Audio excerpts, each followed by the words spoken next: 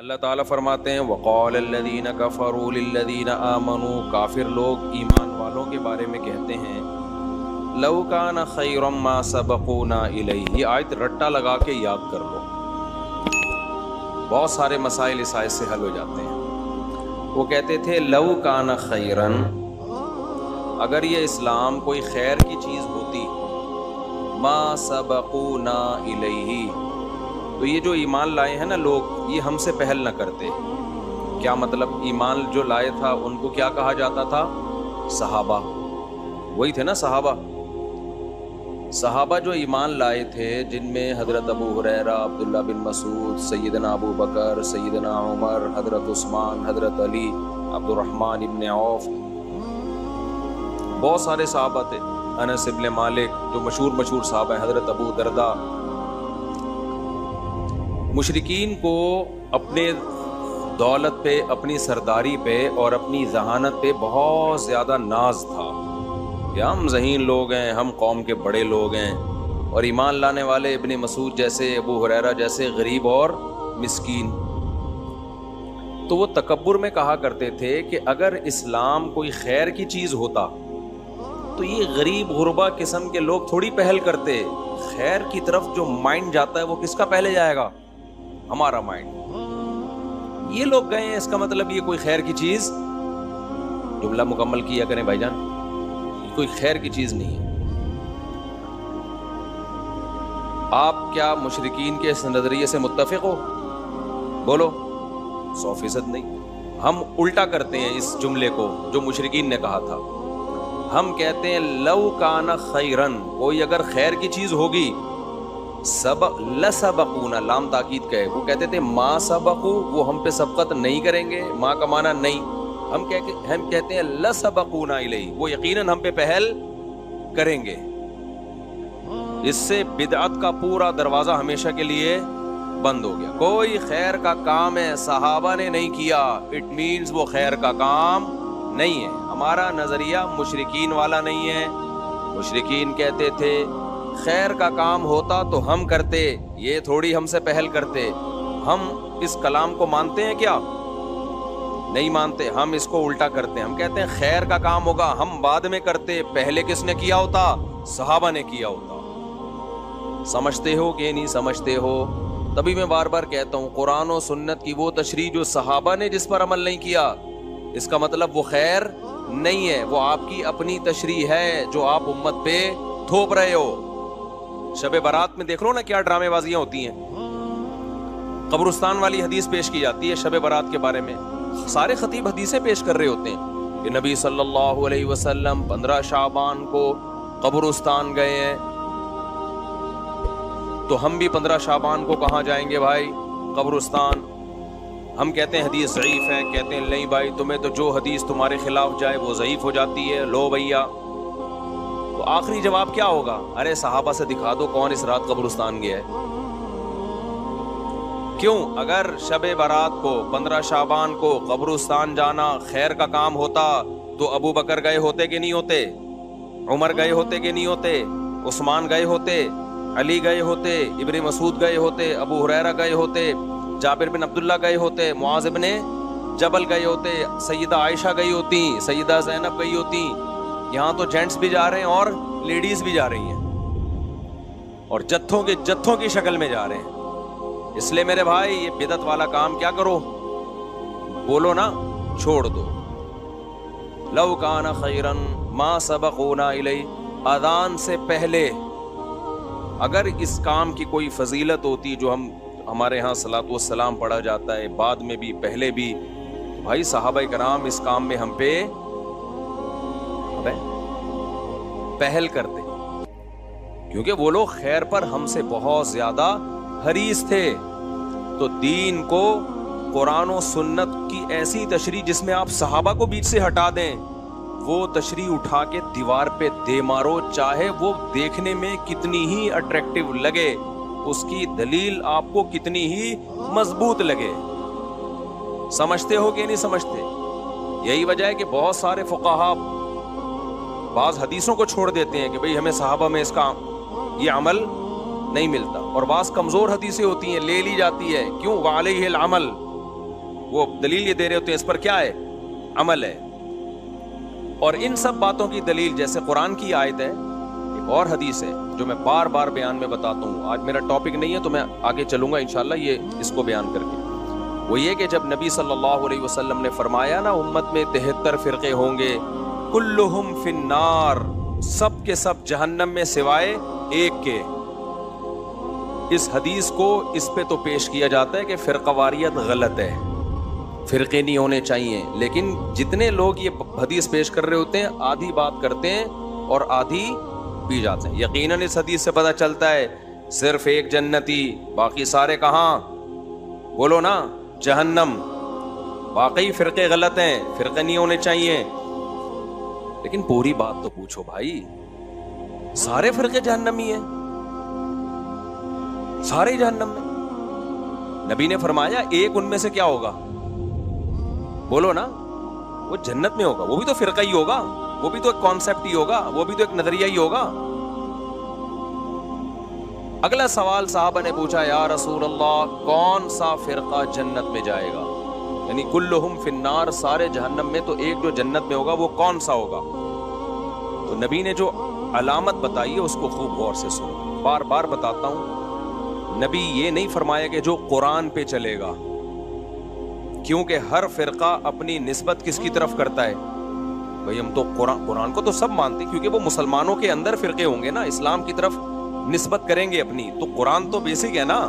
کوئی فرقہ ایسا ہو سکتا ہے کہ میں مسلمانوں کا ایک فرقہ ہوں اور میں برحق ہوں؟ کیا بھئی ہے تو دلائل کہاں سے لیتا ہے؟ میں تورات سے دلائل لیتا ہوں. میں جب ریفرنس دوں گا تورات اور انجیل کے دوں گا. لوگ کہیں گے یار تو جڑ سے ہی ختم ہو گیا. اس لیے قرآن کے نام پہ تو ہر شخص کوئی صحیح تشریح کرتا ہے اور قرآن کے نام کا کوئی منجن بیچتا ہے. اس لیے نبی نے یہاں قرآن کا نام نہیں لیا. یقیناً قرآن پہ چلنا ہی والا ہی برحق ہوگا، لیکن یہاں نبی تو بتا رہے ہیں نا کہ ان 73 میں ٹھیک کون سا ہوگا. تو اس کی سلیکشن کا آسان طریقہ بتایا جائے. اگر آپ بتا دیتے جو قرآن پہ چلے گا تو ہر شخص دعویٰ کیا کر رہا ہے؟ قرآن. پروفیسر غامدی صاحب بھی کہتے ہیں میں قرآن کو مانتا ہوں. وہ حضرت عیسیٰ کی موت کے دلائل بھی قرآن سے دے رہے ہوتے ہیں. حالانکہ قرآن سے ان کی موت کے دلائل، لیکن باتوں کو گھما دیا. پبلک کو تو نہیں قرآن کی سنت کا زیادہ پتا ہوتا. تو نبی نے کیا فرمایا؟ یہ بھی نہیں فرمایا کہ جو حدیث پہ چلے گا، اس لیے کہ بہت سے لوگ اپنی نسبت کہاں کر دیتے ہیں؟ حدیث کی طرف. لیکن حدیث کی وہ ایسی تشریح کر رہے ہوتے ہیں جو صحابہ سے ثابت نہیں ہوتی. اس لیے پوری بات نبی نے فرمائی، ما انا علیہ و اصحابی، جس پر میں ہوں اور میرے صحابہ. میں کا کیا مطلب؟ قرآن پہ تو چلنا ہے، لیکن قرآن پہ اس طرح سے چلنا ہے جیسے میں چلا. قرآن کی کوئی ایسی تفسیر مارکیٹ میں نہ لے آنا جو میرے زمانے میں نہ ملتی ہو، جس پر میرا عمل نہ ہو، اور میرے عمل کی ایسی تفسیر نہ لے آنا جو صحابہ سے ثابت نہ ہو. ابھی تو میں بار بار جو چیلنج کرتا ہوں نا، 3 طلاق ایک نہیں ہوتی، اس پہ بہت سارے اب میرے خلاف کلپ آنے لگے. ابے کسی ایک صحابی سے دکھا دو نا یار جس نے 3 طلاقوں کو ایک کہا ہو، دکھا دو نا آپ. اور حدیث کی کتابوں میں 3 کو 3 کہنے کے فتوے بھرے ہوئے ہیں، اس کا کوئی جواب نہیں دیتا. گھماتے رہتے ہیں ایکچولی یوں کر کے. چھوڑو تم قرآن و سنت کو، تم یہ بتاؤ قرآن و سنت کی وہ تشریح معتبر ہے جو صحابہ کی تھی یا تمہاری اپنی معتبر ہے؟ تو خیر یہ تو بیچ میں ضمناً ایک مسئلہ آ گیا، لیکن یہ پورا اصول ہے، یاد رکھو. آپ صحابہ کو بیچ سے نکال کے اگر ڈائریکٹ قرآن و سنت پہ چلنے کی کوشش کرو گے، لیبل قرآن و سنت کا ہوگا، لیکن وہ قرآن و سنت کی آپ کی ذاتی تشریح ہوگی جو آپ اٹھا کے امت پہ تھوپ رہے ہوگے. سمجھتے ہو کہ نہیں سمجھتے؟ اور صحابہ کا کسی مسئلے پہ اجماع ہو جائے وہ تو پھر انف، کیونکہ نبی صلی اللہ علیہ وسلم کی صحیح حدیث ہے، سب اس کو مانتے ہیں، لا تجتمع امتی علی ضلالہ، میری امت کبھی گمراہی پہ جمع نہیں ہو سکتی، کسی بھی دور میں نہیں ہو سکتی. یہ کسی زمانے کے ساتھ خاص نہیں ہے. کوئی بھی دور آ گیا نا، امت کسی ایک مسئلے پر ہو گئی، اب حق اس میں منحصر ہے. کیونکہ اگر ہم مان لیں کہ یہ غلط مسئلے پر جمع ہو گئی تو اس کا مطلب امت گمراہ ہے، پوری امت گمراہ، جبکہ پوری امت گمراہ نہیں ہو سکتی. تو اجماع میں سب سے پہلے درجے کا اجماع کس کا ہے؟ صحابہ کا. پھر بعد والے لوگوں کا، پھر بعد والے لوگوں کا. اور اجماع کی بھی دو قسمیں یاد رکھو. ایک اجماع تو وہ ہے کہ بہت سارے صحابہ سے ایک عمل تواتر کے ساتھ. ایک یہ ہے جس کو اجماع ثبوتی کہتے ہیں. صحابہ نے کسی نے بھرے مجمع میں ایک عمل کیا اور کسی نے ان پر اعتراض نہیں کیا، یہ بھی اجماع ہے. تو یہ چند اصول اچھی طرح سے سمجھیں. اور یاد رہے گی نا، لو کان خیرا ما سبقونا الیہ. مشرکین کہتے تھے کہ اگر اسلام خیر کا کام ہوتا تو صحابہ ہم سے پہل نہ کرتے. ہم کیا کہتے ہیں بھائی، کوئی بھی خیر کا کام ہوگا تو ہم سے پہلے صحابہ نے کیا ہوگا. تبھی ہم کہتے ہیں بھائی مردوں کے ایصال ثواب کے لیے اجتماعی قرآن خوانیاں مت کیا کرو. حضرت ابو بکر کا انتقال ہوا، کبھی دیکھا حضرت عمر نے تمبو لگایا، دیگیں پکائیں اور سارے صحابہ کو بلایا، چل بھائی تو پہلا پارا، تو دوسرا پارا، تو تیسرا پارا. کبھی دیکھا آپ نے کسی نے؟ کوئی ضعیف روایت ہے اس بارے میں؟ کوئی دیگوں کے ڈھکن کہیں نہیں ملا ہوگا نا آپ کو. یا اس زمانے میں دیگیں نہیں ہوتی تو کچھ تو ہوتا تھا نا، کسی میں تو کچھ پکتا ہوگا. حضرت علی کی شہادت ہوئی، سیدنا عثمان کی شہادت ہوئی، کوئی برسی ہوئی؟ بولو نا کیا ہو گیا بھائی جان، چپ کیوں بیٹھے ہو؟ کوئی برسی ہمیں ملتی ہے صحابہ کے دور میں کہ فلانے کی حضرت عمر کی برسی منائی ہو، یا حضرت عثمان کی منائی ہو، یا کسی نے کسی کی ابا کی منائی ہو، اماں کی منائی ہو. یادگار کے لیے تصویریں رکھنا بزرگوں کی گھر میں. آج لوگوں نے اپنے پیر صاحب کی تصویر لٹکائی بھی ہوتی ہے. سب سے بڑے پیر تو محمد صلی اللہ علیہ وسلم تھے، اور تصویر سازی کا فن اس وقت عروج پر تھا. اس کے باوجود ہمیں نبی کی کوئی تصویر صحابہ سے نہیں ملتی. اس سے پتہ چلتا ہے عقیدت کے لیے گھروں میں تصویر لٹکانا حرام اور ناجائز ہے.